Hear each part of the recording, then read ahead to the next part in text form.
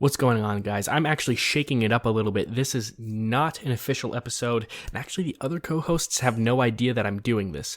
I just wanted to share some thoughts on horror movies.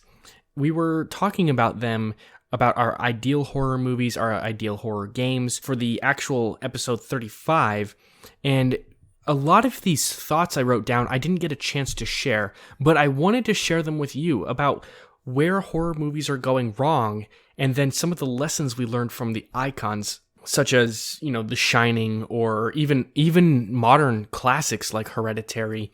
And this is an ongoing problem. I'm probably not going to be sharing anything new, but these are my thoughts. Most people are not going to be thinking about the essence of the movies themselves. They're just going to go to a film, they're going to watch it, and then decide if they like it. And some of that I get. You're just trying to turn your brain off. You're trying to escape for a little bit and enjoy a film. But I think we should be going in with proper expectations, and we should have standards for our films. Now, I wanted to start off with where horror movies go wrong, and then I'll go into the lessons that we learned from the icons. The first thing I wanted to start off with is a lot of horror movies give too much too soon. They're showing way too much of the villain on screen without enough build-up. I think there are plenty of horror movies out there that base the entire essence of the film on a villain or a character, whether it's supernatural or not. And when you finally get to seeing such and such creature, it's too much. And a lot of this comes from building up the creature and then actually it being scary for the reveal. And now we are genuinely fearful of this creature. But sometimes people are just going to dive into it way too quickly, show us way too much, way too quick, and we don't know necessarily what to be afraid of. Alien. Oh my gosh. The first Alien film, we had no idea what it looked like or what it was capable of. And then, oh man, they did such a great job of so much buildup. And a lot of people thought it was kind of boring at the beginning. I think I can get why people would think that. I was not personally bored of it. I was enjoying it because we were watching a masterpiece. And it totally lives up to its name. But when we finally got to see the creature, it was, the 70s, it was a costume, but it was genuinely terrifying. I actually jumped. And not enough horror movies are willing to allow that much buildup. They're spoon-feeding the audiences. And I think that's one other thing that's wrong with horror movies. Spoon-feeding the audiences, every little sound, every little line, not allowing for enough ambiguity. This is insulting to audiences. You should have more trust in the audiences for our imaginations to fill in the rest of the information. It makes it a lot more fun, and it allows us to personalize our very own fears for such and such movie. And, sometimes that's a good thing, and sometimes it's a bad thing. Now, here's where we can give a little bit of grace to writers and directors, because a lot of times the problems come from the studios. Certain directors are not going to bring the right atmosphere to the story, but certain studios are not going to market the film correctly. This could be because horror directors don't have a say in the way the studio markets films. A lot of horror directors, this is their first gig. They don't have enough clout to make certain decisions. The Village from 2004 was like a romance story, but it was being marketed as a creature feature. This is a problem. And I think The Witch also suffered from this too. And The Witch is a modern day classic. And I love that slow burn. But the marketing for it is done all wrong. You're showing all of the scary, in the trailer, and now the audience already knows what's going to come, but they're expecting more. They're expecting more jump scares. They're expecting this, that, or the other. And they don't understand that it's a slow descent into insanity. This is a problem. We need to give people the proper expectations, and that way, these expectations can be met. Now, I'm going to make sure that this isn't too long, so I will just plow on ahead here. People nowadays in horror films are being scared with sounds, not actual threats. Let me lay it down for you, and I know you know it. The music drops, the sound is gone, there's no dialogue, and an ear-piercing sound comes out of nowhere, and the audience jumps because of it. Oh yeah, and there may or may not be a threat on the screen. There seems to be a rule right now that the first jump scare of a film has to be a false alarm. I do not agree with this rule. I don't think false alarms are bad, and I don't think jump scares are necessarily bad. If they're done correctly, it's great. It adds a lot. But if it's always the first jump scare, then it becomes predictable and not scary at all. This is going to subconsciously tell the audience the wrong character to be afraid of. It releases tension at the wrong time, and the audience will subconsciously feel fatigued by the end of the film, and they will not feel the right amount of tension for the finale. Jump scares are going to be a thing forever. Some are cheap and predictable, and that's just disgusting, and it seems to not be getting any better right now. But you can make it right. I think any scare attempt can be anything. I don't think false alarms are bad, as I had said. It just seems to always be the first one. Okay, so what are lessons we've learned from the icons? They walk with us.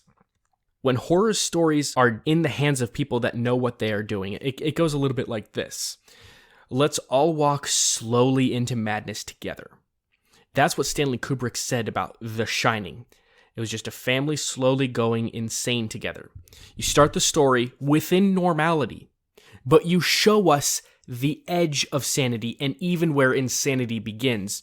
And a good writer will walk with us hand in hand, guiding us into insanity and maybe even treading on that line for a little bit. A great writer can push you to the brink of psychological destruction without you realizing it. Soon you are watching everyone bringing emotional or physical harm upon each other, and as a viewer, you're fine with it because you've been brought down with them. However, because your butt is on the couch, you think you're safe. How do we get scared of a movie that shows the family washing clothes and chopping wood half the time? Movies based on true stories are great if you can capture their essence and somehow make it relatable enough to impact the general public. If the movie isn't based on any true events, then it does become a challenge. Diane Johnson, an American essayist, wrote of horror stories that it must be plausible, use no cheap tricks, have no holes in the plot, no failures of motivation, it must be completely scary. This is why movies like The Shining are so frightening, because Jack Nicholson's character from the get-go is an abusive alcoholic, and it leaves room for plausibility and motivation.